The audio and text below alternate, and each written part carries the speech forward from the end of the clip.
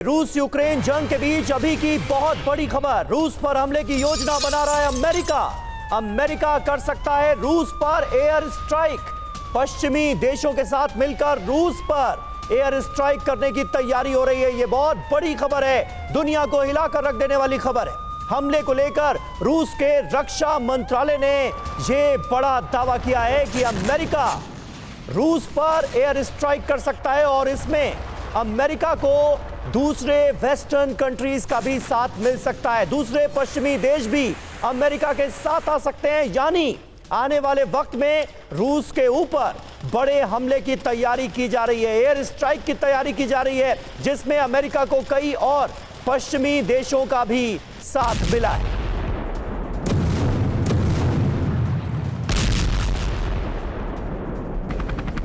रूस और यूक्रेन के बीच जारी जंग के साथ ही साथ दुनिया को हिला देने वाली खबर है। पश्चिमी देशों के साथ मिलकर अमेरिका एक बड़ी एयर स्ट्राइक आने वाले वक्त में रूस के ऊपर कर सकता है। इसके आसार सीधे तौर पर नजर आ रहे हैं। रूस पर अमेरिका करेगा हमला तो जाहिर है इससे तीसरे विश्व युद्ध की शुरुआत तय है। यूक्रेन युद्ध के बीच रूस पर हो सकता है बड़ा हमला, यह जानकारी मिल रही है। अमेरिका और पश्चिमी देश मिलकर अटैक कर सकते हैं, बना सकते हैं रशिया को निशाना। एयर स्ट्राइक कर सकता है अमेरिका, यह बड़ी खबर सामने आ रही है। अमेरिका की अगुवाई में यह एयर स्ट्राइक अंजाम दी जा सकती है, यानी अमेरिका इस बड़ी लड़ाई का रूस के खिलाफ जंग का करने जा रहा है नेतृत्व। इसके आसार हैं। रूस के सैन्य ठिकानों पर भीषण बमबारी की तैयारी है। फाइटर जेट्स और मिसाइलों से हमले मुमकिन हैं। हमले के लिए नया सैन्य संगठन बन सकता है, यह जानकारी भी मिल रही है। सैन्य संगठन में अमेरिका और उसके सहयोगी देश शामिल होंगे और ये सारे मिलकर ज्वाइंट फोर्स बनाकर एक साथ हमला करेंगे, ये मुमकिन नजर आ रहा है। मनीष झा हमारे सहयोगी इस वक्त हमारे साथ मौजूद हैं। मनीष, ये बहुत बड़ी खबर है और क्या इतना बड़ा कदम जो कि इस दुनिया को विश्व युद्ध की आग में झोंक सकता है, अमेरिका ये बड़ा कदम उठाने के लिए तैयार नजर आ रहा है? क्या वाकई रूस पर एयर स्ट्राइक मुमकिन है क्या?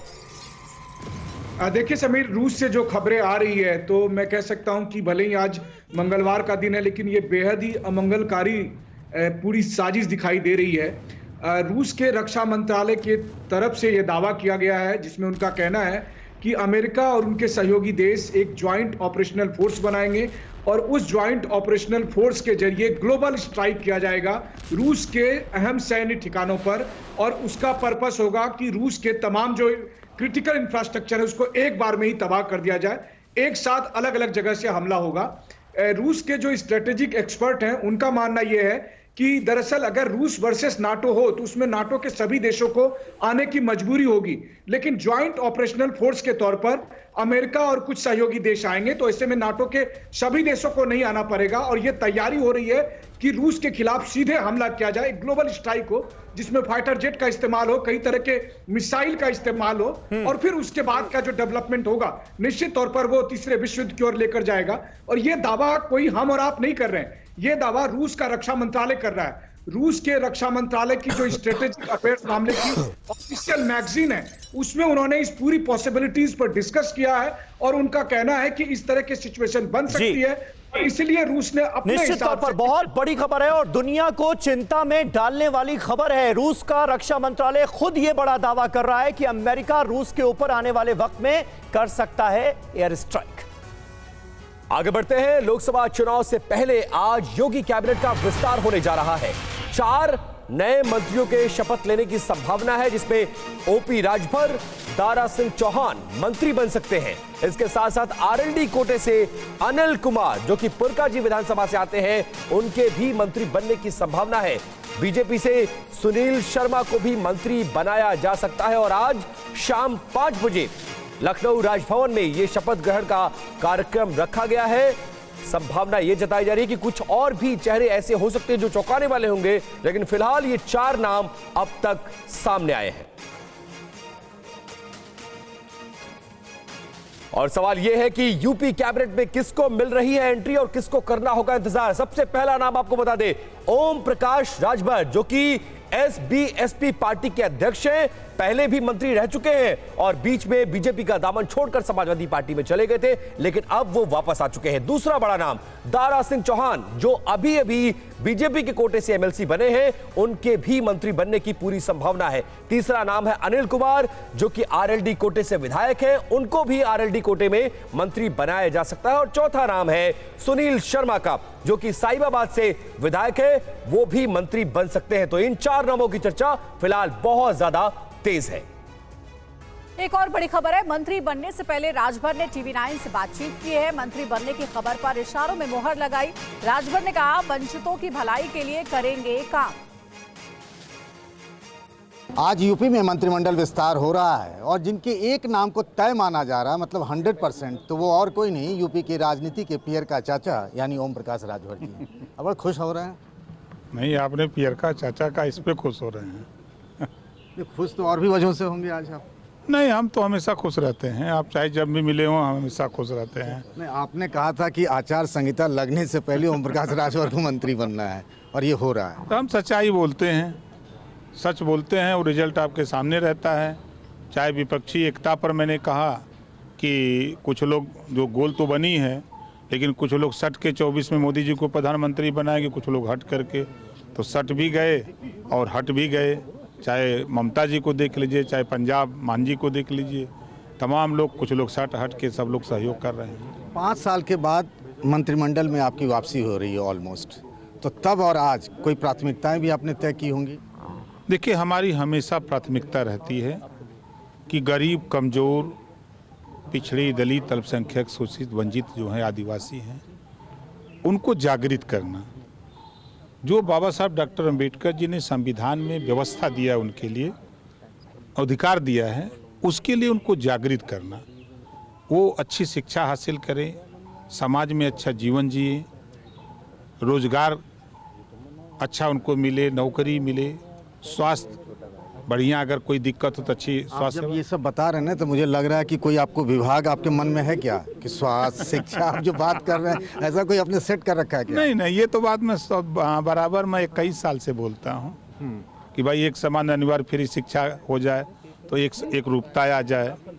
गरीबों का इलाज दुनिया के तमाम देशों में फ्री है, भारत में भी फ्री हो। मैं तो विभाग की बात कर रहा था नहीं, राजभर तो जी। मैं भी तो विभाग की बात कर रहा हूँ। कुछ जब आपको ये संदेश आया तो विभाग का भी कोई मैसेज आया? नहीं, कोई मैसेज नहीं। अभी तो मेरे यहाँ सच ये है कि मेरे यहाँ अभी राजभवन से फ़ोन ही नहीं आया है।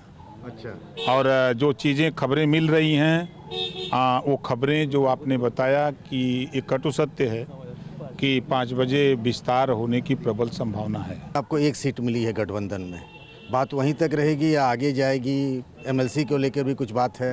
नहीं, एक लोकसभा की बात फाइनल हो गई है, एक एमएलसी की भी बात फाइनल हो गई है, कुछ आयोग की भी बात फाइनल है। अच्छा। हाँ, कई चीज़ें हम जैसे कि आप लोगों की दूरदृष्टि होती है, तो हमने भी सोचा है कि यूपी के निचला सदन और ऊपरी सदन, और बीच की कुछ चीजें, हाँ, बीच की कुछ सदन पूरा रोड मैप तैयार है, तैयार करके वहाँ से फाइनल करा के तब आए हैं। और आरएलडी की तरफ से अनिल कुमार बनेंगे मंत्री। अनिल कुमार को सीएम निवास से फोन आया। आरएलडी कोटे के एक ही विधायक बनेंगे मंत्री। मुजफ्फरनगर के पुरकाजी से विधायक हैं अनिल कुमार। सबसे पहले तो TV9 की टीम की तरफ से आपको बधाई। धन्यवाद सर, फोन आ गया? पहले फ़ोन हमारे नेता आदरणीय जयंत चौधरी जी का आया था, जिनके निर्देश पर मैं लखनऊ आया हूँ। अभी 5 मिनट पहले माननीय मुख्यमंत्री जी के यहाँ से भी फ़ोन आया है। 1 बजे मुझे वहाँ पहुँचना है। कितने बजे पहुँचेंगे वहाँ पे? 5 बजे है? नहीं, मुझे अभी 1 बजे सीएम हाउस पहुँचना है, इतना आदेश हुआ है। आगे का कार्यक्रम क्या होगा वो वहीं से पता लगेगा। अनिल जी, बताइए कि जब कॉल आया तो क्या कहा गया? ये कैबिनेट के लिए आपको कहा गया है कि किस चीज़ के लिए कहा? मुझे आदरणीय जयंत चौधरी जी ने कैबिनेट के लिए कहा है। बाकी जो भी स्थिति होगी सामने आ जाएगी। अब माननीय मुख्यमंत्री जी के यहाँ हम लोग जाएंगे। 1 बजे का वहाँ समय निर्धारित हुआ है, और बाकी जो भी कार्यक्रम होगा आगे।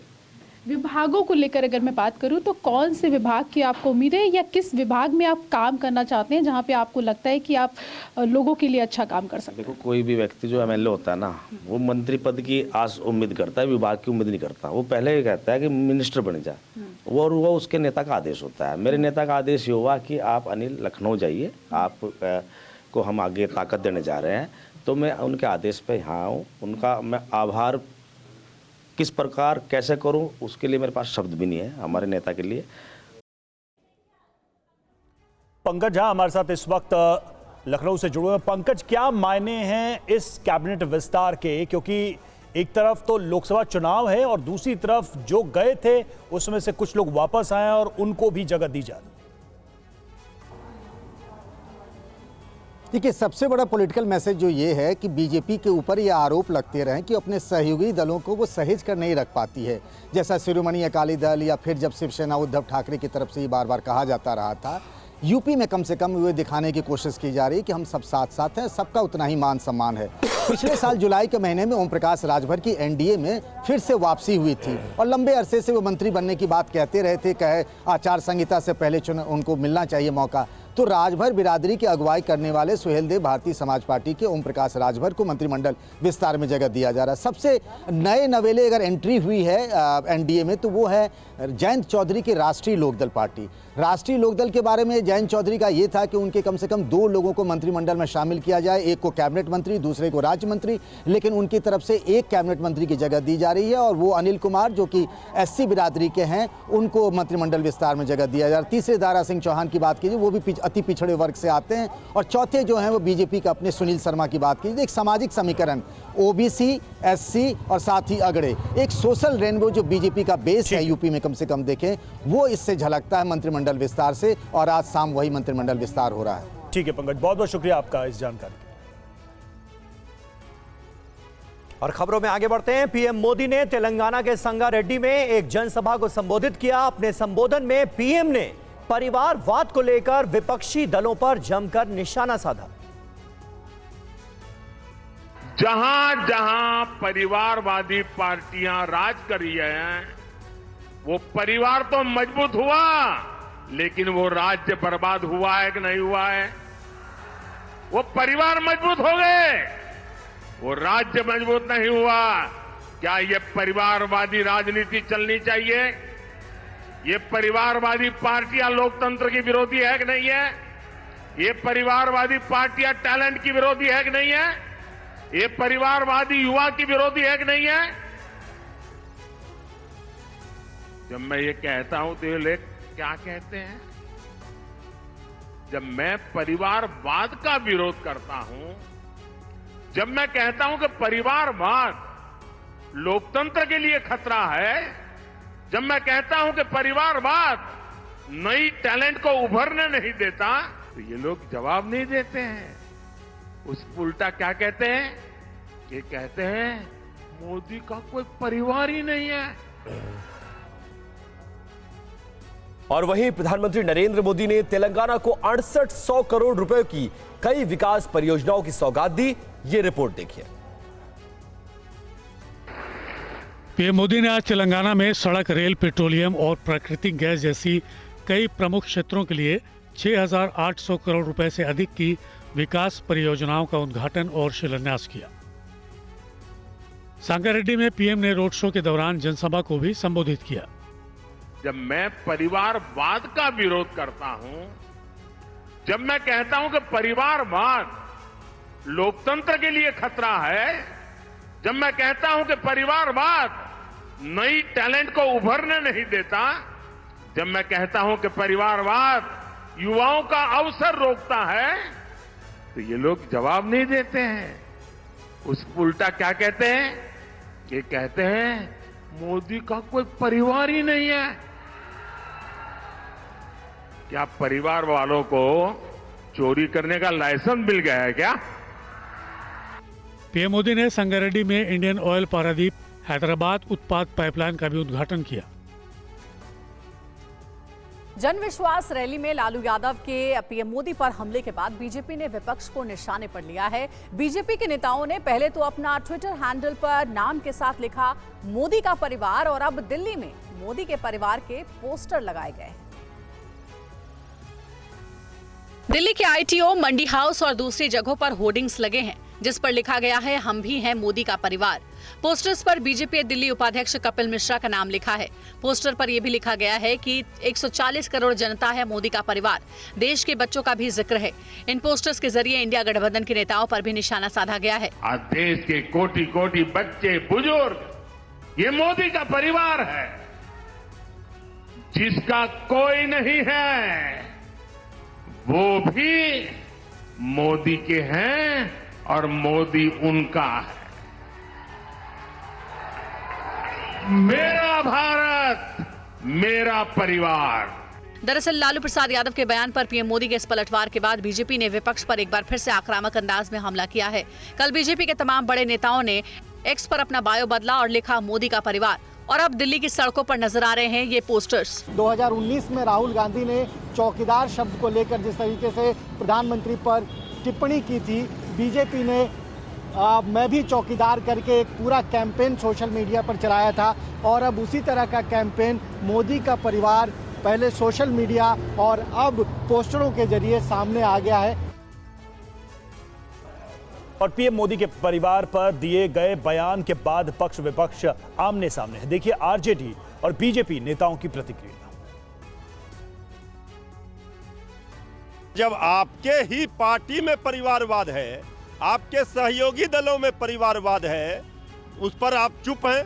ये दोहरा मापदंड नहीं चलेगा। बीजेपी का इलाज लालू जी ने कर दिया। बीजेपी का आदरणीय प्रधानमंत्री जी का परिवार कुछ पूंजीपति लोग हो सकते हैं, उद्योगपति हो सकते हैं, लेकिन आदरणीय लालू प्रसाद जी का परिवार पूरा देश का गरीब, गुरुआ, मजदूर, किसान, तेजस्वी यादव जी का परिवार, नौजवान, ये है।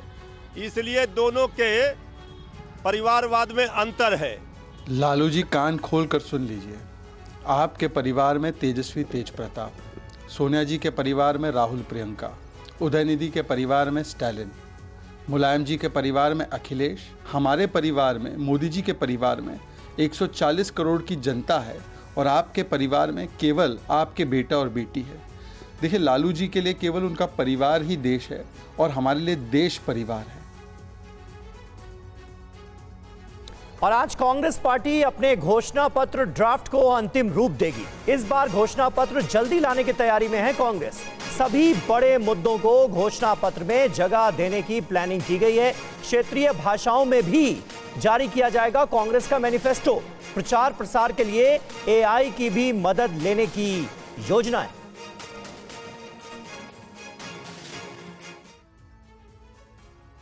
लोकसभा चुनाव का काउंटडाउन शुरू हो चुका है। चुनाव आयोग की ओर से जल्द ही तारीखों का ऐलान भी हो सकता है। वहीं राजनीतिक पार्टियां भी चुनावी मैदान में कूद गई है। कैंडिडेट का नाम फाइनल करने के साथ रणनीति बनाने पर मंथन हो रहा है। सत्ता के शिखर तक पहुंचने के लिए पार्टियों का फोकस वोटर्स का दिल जीतना है। ऐसे में सबसे अहम होता है घोषणा पत्र। कांग्रेस के सूत्रों की माने तो कांग्रेस का घोषणा पत्र युवा केंद्रित हो सकता है, जिसमें बेरोजगारी भत्ता जैसी स्कीम में अच्छा पैसा सीधे खाते में देने का वादा किया जा सकता है। अग्निवीर योजना बंद कर पुरानी योजना शुरू करने का वादा किया जा सकता है। गैस सिलेंडर 450 रुपए में देने का वादा किया जा सकता है। किसान कर्ज माफी की जगह एमएसपी की गारंटी दी जा सकती है। किसान उपकरणों से जीएसटी हटाने का भरोसा दिया जा सकता है। महंगाई, तेल के दाम घटाने का वादा भी किया जा सकता है। गरीब मजदूर के लिए न्याय योजना जैसी स्कीम का ऐलान हो सकता है। कांग्रेस के घोषणा पत्र में युवाओं, महिलाओं, किसानों, पिछड़ों, गरीबों पर फोकस होगा। साथ ही एआई के जरिए बड़े पैमाने पर प्रचार प्रसार की रणनीति बनाई जा रही है।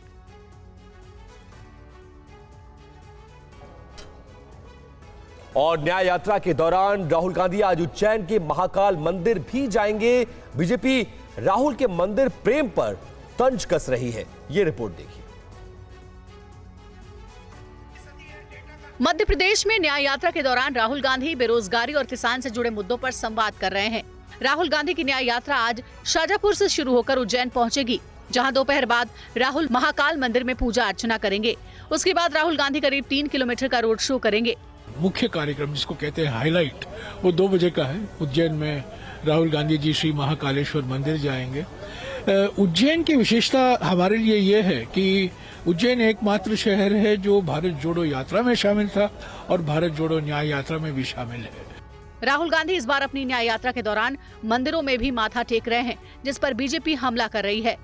बगुला भक्ति से कुछ होने नहीं वाला। वो कांग्रेस पार्टी भी और राहुल जी भी दिशा विहीन है। वो पार्टी को और खुद को भी दिशा नहीं दे पा रहे, तो देश को क्या दिशा देंगे। 6 मार्च को राहुल की न्याय यात्रा बदनावर में होगी, जहां रोड शो करने के बाद उनकी यात्रा गुजरात के लिए रवाना होगी।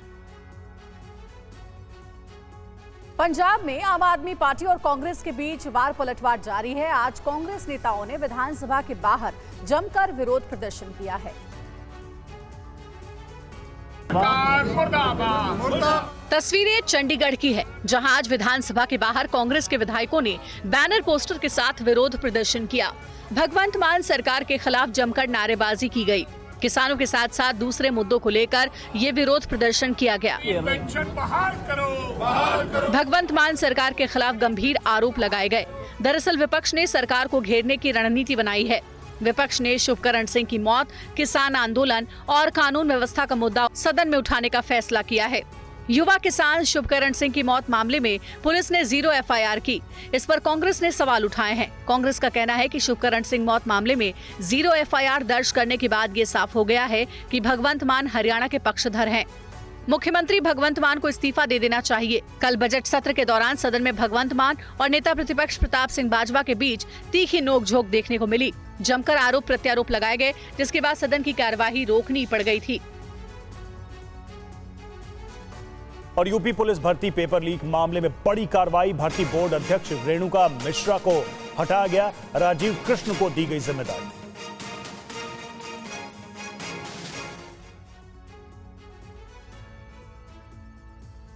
उत्तर प्रदेश पुलिस सिपाही भर्ती परीक्षा मामले में योगी सरकार ने एक्शन लिया है। योगी सरकार ने पुलिस भर्ती परीक्षा लीक मामले में डीजी रेणुका मिश्रा को उनके पद से हटा दिया है। अब राजीव कृष्ण को डीजी पुलिस भर्ती बोर्ड का अतिरिक्त प्रभार दिया गया है। 1990 बैच की अधिकारी रेणुका मिश्रा इससे पहले उत्तर प्रदेश पुलिस भर्ती एवं प्रोन्नति बोर्ड की अध्यक्ष थी। वहीं साल 1991 बैच के अधिकारी राजीव कृष्णा अभी तक यूपी सरकार के सतर्कता अधिष्ठान के निदेशक पद की जिम्मेदारी संभाल रहे थे। अब राजीव कृष्णा इस जिम्मेदारी के अलावा पुलिस महानिदेशक यूपी पुलिस भर्ती एवं प्रोन्नति बोर्ड के अध्यक्ष पद की जिम्मेदारी भी संभालेंगे। यूपी पुलिस भर्ती परीक्षा में पेपर लीक का खुलासा होने के बाद सीएम योगी ने सख्त एक्शन लेने के निर्देश दिए थे। इस परीक्षा में कथित रूप से प्रश्न पत्र के सोशल मीडिया पर वायरल होने की शिकायतें प्राप्त हुई थी, जिसके बाद अगले 6 महीने के अंदर फिर से परीक्षा करने का निर्देश दिया गया था। इस मामले में कई गिरफ्तारी भी हो चुकी है। खबर राजस्थान से। राजस्थान में पेपर लीक मामले में भी बड़ी कार्रवाई हुई है। पूछताछ के दौरान 20 लोगों की पहचान की गई थी, जिसके बाद 15 ट्रेनी एसआईज को हिरासत में लिया गया। 2021 में राजस्थान पेपर लीक मामले में एसओजी यानी स्पेशल ऑपरेशन ग्रुप ने बड़ा एक्शन लेते हुए ट्रेनिंग ले रहे 15 एसआई को हिरासत में लिया है। इस मामले में चल रही पूछताछ के आधार पर यह कार्रवाई की गई है। इन सबसे पूछताछ करने के बाद और जो इन्होंने सूचना दी उसके सत्यापन के पास ऐसे 20 संदिग्ध आइडेंटिफाई हुए हैं, जो इन गैंग के द्वारा प्रथम दृष्टया लाभान्वित होना पता चला है। इस 20 में से 15 अपनी रिपोर्टिंग दे चुके थे, 14 राजस्थान पुलिस एकेडमी जयपुर में और एक जो Rajasthan police training college Kishangarh है उसमें प्रशिक्षणरत थे। खास बात यह है कि हिरासत में लिए गए ट्रेनी एसआई में टॉपर भी शामिल हैं और इस परीक्षा में डमी कैंडिडेट भी शामिल हुए थे। पेपर लीक गिरोह का पर्दाफाश करते हुए जब उसके सरगना जगदीश बिश्नोई को गिरफ्तार किया गया था, तो उसने एसआई भर्ती परीक्षा में पेपर लीक की बात स्वीकार की थी। ये सभी आरोपी आरपीसी किशनगंज और जयपुर के राजस्थान पुलिस एकेडमी में ट्रेनिंग ले रहे थे। और खबर कर्नाटक से, जहां पर पाकिस्तान जिंदाबाद के नारे लगाने के मामले में एफएसएल रिपोर्ट सामने आ गई है, जिसके बाद 3 आरोपियों को हिरासत में लिया गया है। कर्नाटक में राज्यसभा चुनाव के दौरान यह मामला सामने आया था। रिपोर्ट देखिए।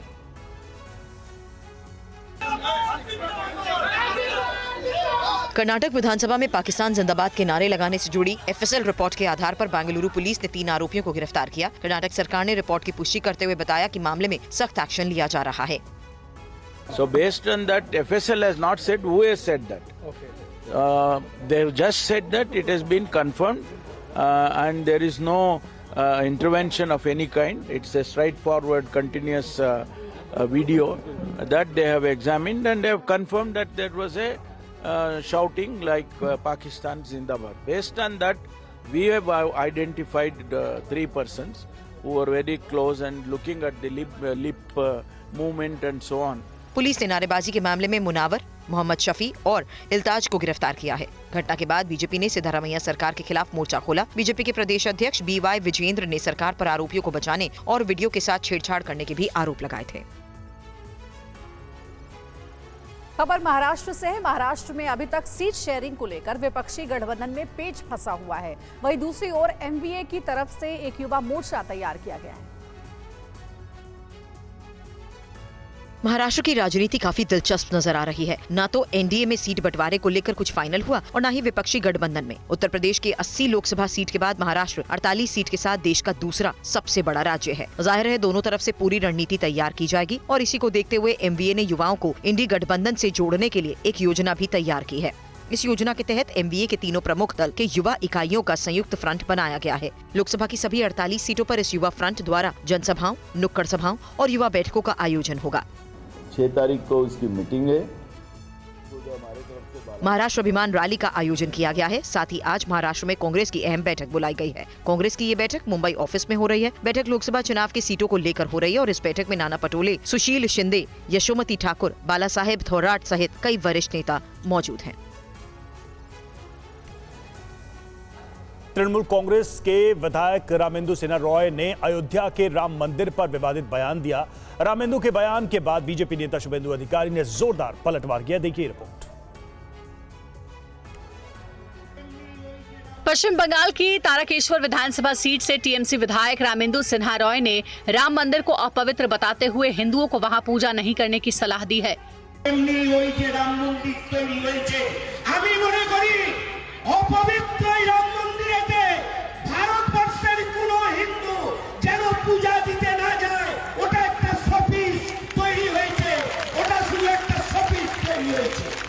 बीजेपी नेता शुभेंदु अधिकारी ने टीएमसी विधायक के बयान पर हमला बोलते हुए एफआईआर दर्ज कराने की बात कही है।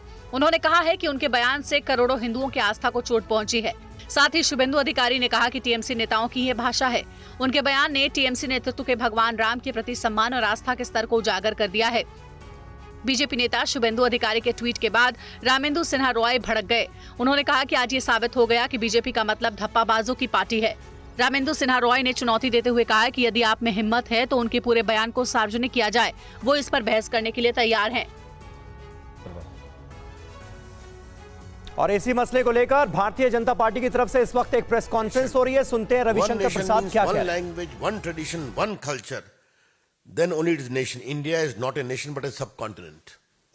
ये माओवादी विचारधारा है, आपकी जानकारी के लिए। Tamil is one nation, Oriya is one nation. फिर कहते हैं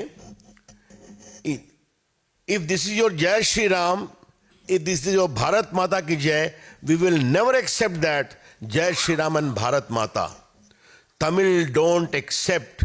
You go and tell we are enemies of Ram. हमने उनके तमिल भाषण का पूरा अनुवाद मेरे पास है, मैं रिपीट कर रहा हूं। If this is your Jai Shri Ram, if this is your Bharat Mata ki jai, we will never accept that. Jai Shri Ram and Bharat Mata ki jai. Tamil Nadu won't accept. You go and tell we are enemies of Ram. ये महाशय वही है जो 2G घोटाले में भयंकर आरोपी थे। लोअर कोर्ट का एक फैसला आया है, which in my considered view as a student of law is a seriously questionable judgment. Appeal pending है, आप जानते हैं, उसके खिलाफ दिल्ली हाई कोर्ट में। और मैं उस महकमे का मंत्री रहा हूं, तो ये जो मंत्री थे तो क्या क्या इन्होंने किया काफी जानकारी है।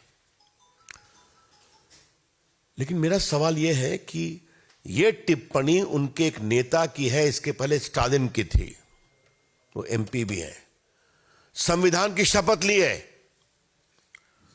कांग्रेस पार्टी से पूछना चाहूंगा, राहुल गांधी से, सोनिया जी से, प्रियंका से, खरगे साहब से, आप इसको सही मानते हैं? क्योंकि आपको मोदी जी को हटाना है, इसलिए उनको गाली पड़ते हैं, अलग विषय है। लेकिन ये जो शब्द we are enemies of Ram, क्या इससे आप एग्री करते हैं? इफ यू से भारत माता की जय, we will never accept it. मैंने सुना है राहुल गांधी आज उज्जैन जा रहे हैं महाकाल का दर्शन करने। तुम्हारे संजय मयूख जी बहुत बड़े भक्त हैं महादेव के, हम लोग भी हैं। तो वहां जा करके तो महादेव की स्तुति करेंगे ना राहुल गांधी, जय महादेव बोलेंगे ना? तो बोलेंगे तो इसको कैसे एक्सेप्ट करते हैं? कांग्रेस पार्टी के लोग दिखावे के लिए जाते हैं मंदिर में और भारतीय आस्था, भारतीय ईश्वर की पद्धति, हमारे संस्कार, इन सबों का अपमान करते हैं या खामोश रहते हैं। यह है बड़ा सवाल। इसलिए ये इंडिया गठबंधन या तो भारत के आस्था, संस्कार, संस्कृति, सनातन के अपमान पर चुप रहता है, मौन स्वीकृति, या बोलने की हिम्मत नहीं कर पाता क्योंकि चुनाव जीतना जरूरी है। तो क्या कांग्रेस पार्टी और उनके सहयोगी किसी हद तक जाएंगे? और एक बड़ा संवैधानिक सवाल मैं उठाना चाह रहा हूं। एक संविधान की बहुत दुहाई देते हैं।